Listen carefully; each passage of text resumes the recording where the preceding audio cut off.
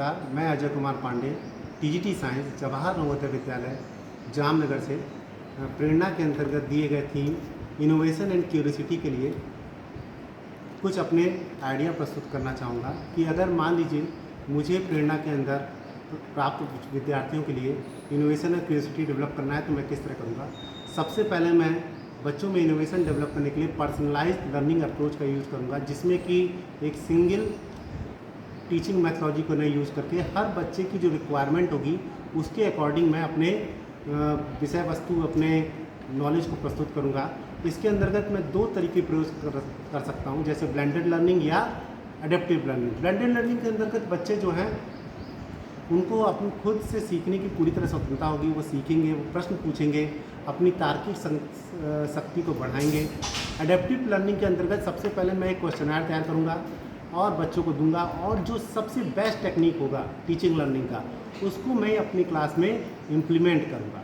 फिर इसके बाद में प्रोजेक्ट बेस्ड लर्निंग का भी प्रयोग कर सकता हूँ। प्रोजेक्ट बेस्ड लर्निंग में जैसे कोई रियल लाइफ प्रॉब्लम है, उस रियल लाइफ प्रॉब्लम को बच्चों को मैं दूंगा, वह उसको क्या करेंगे, देखेंगे, समझेंगे, उसका क्या इफ़ेक्ट है, उसका क्या पॉसिबल सॉल्यूशन हो सकता है, उस पर वो काम करेंगे।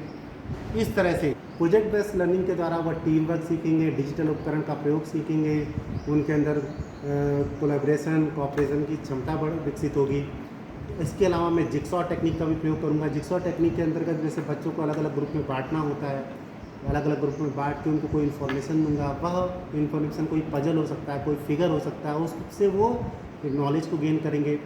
नॉलेज को गेन करने के बाद फिर उन ग्रुप को मैं नए ग्रुप में बांटूंगा और जो उन्होंने सीखा है वो नए ग्रुप में नए बच्चों के साथ शेयर करेंगे। तो जिक्सॉ एक बहुत ही फेमस टेक्निक है जिससे बच्चे के अंदर बहुत ज़्यादा इनोवेटिव तरीके से लर्निंग है। मैं फ्लिपिंग ऑफ क्लासरूम का भी प्रयोग करूँगा। फ्लिपिंग ऑफ क्लासरूम क्या होता है कि आप क्लासरूम को चेंज भी कर सकते हैं। हम ट्रेडिशनल क्लासरूम की जगह बच्चे क्या है कि आजकल बहुत ज़्यादा फेमिलियर हैं इंटरनेट के, हम उनको नेट के कंटेंट दे सकते हैं, हम उनको कोई पहले से तैयार थीसिस है, कोई प्रोजेक्ट दे सकते हैं, वो उसको पढ़ के समझ के चीज़ों को ज़्यादा से ज़्यादा डिस्कस कर सकते हैं, क्लासरूम में आ सकते हैं। तो हम इसका भी यूज़ कर सकते हैं। इंक्वायरी बेस्ड लर्निंग का प्रयोग करेंगे। इंक्वायरी बेस्ड लर्निंग में बच्चे ज़्यादा से ज़्यादा प्रश्न को पूछेंगे, बजाय इसके कि चीज़ों को रटेंगे। अगर हम उनको कोई कॉन्सेप्ट समझा रहे हैं तो वो उस कॉन्सेप्ट पर पहले से प्रश्न पूछेंगे, बस सिर्फ नोट्स ना लिखें। आवश्यकता के अनुसार कॉलेज के अंदर, अपने इस क्लास के अंदर नॉलेज को शेयर करूँगा। जो उनकी पृष्ठभूमि है, जो उनकी संस्कृति है, उसको मैं क्लासरूम में ज़्यादा से ज़्यादा सम्मिलित करने की कोशिश करूँगा। और कोशिश करूँगा कि यह जब मैं कर रहा हूँ तो सभी संस्कृति को, सभी सभ्यताओं को समान रूप से अवसर मिले। ठीक को डेकोरेट करूँगा। रोल प्ले का यूज़ करूँगा। जब बच्चे रोल प्ले करते हैं तो अपने अंदर की इंटरनल क्वालिटी को बढ़ाते हैं, उनको अप्रोच मिलता है। कुछ बच्चों का याद करने का, कुछ का बोलने का, एक्सप्रेस करने की क्षमता बढ़िया होती है, लीडरशिप क्वालिटी बढ़िया होती है, उनमें बोलने की, उनमें डायलॉग रखने की क्षमता बढ़िया होती है। हम इस अप्रोच का प्रयोग कर सकते हैं। तो इसके अलावा अगर मान लीजिए हमको बच्चों के अंदर क्यूरियोसिटी डेवलप करनी है, तो क्यूरियोसिटी डेवलप करने के लिए पहले एक टीचर का खुद क्यूरियस होना बहुत ज़रूरी है। तो मैं ज़्यादा से ज़्यादा उसके लिए, जैसे हम लोग क्या करते हैं कि हम बुकें पढ़ते हैं, नए गेम्स को अडॉप्ट करते हैं, हम नई नई चीज़ सीखते हैं। जब हम सीख रहे होते हैं तो उसमें क्या परेशानी आ रही है, उसको सीखने के लिए क्या अप्रोच होनी चाहिए, जब हम ये बच्चों के साथ डिस्कस करेंगे तो बच्चे भी नई चीज़ों को सीखेंगे, उनसे भागेंगे नहीं, वो भी नई नई चीज़ों को अडॉप्ट करेंगे। वैसे तो हमको पता है बच्चे बहुत ज़्यादा क्यूरियस होते हैं, फिर भी हम उनकी क्यूरियोसिटी को बढ़ाने के लिए हम कुछ और तरीके का प्रयोग कर सकते हैं। जैसे कि वह प्रश्न पूछें, उत्तर दे। प्रश्न उत्तर में जैसे ओपन एंडेड क्वेश्चन रखें। तो ओपन एंडेड क्वेश्चन ये होता है कि जैसे ऐसा प्रश्न ना रखें जिसमें बच्चे यस और नो में जवाब दें। हम ऐसा प्रश्न रखेंगे जैसे हम प्रश्न पूछ सकते हैं, क्या होगा या अगर, या वह कैसा होगा, क्यों किया, या आपने क्या सोचा अगर ऐसा होता है। तो हम ओपन एंडेड क्वेश्चन रखेंगे जिसमें बच्चे यस नो का आंसर न दे करके अपनी दिमाग की तार्किक क्षमता का प्रयोग करें।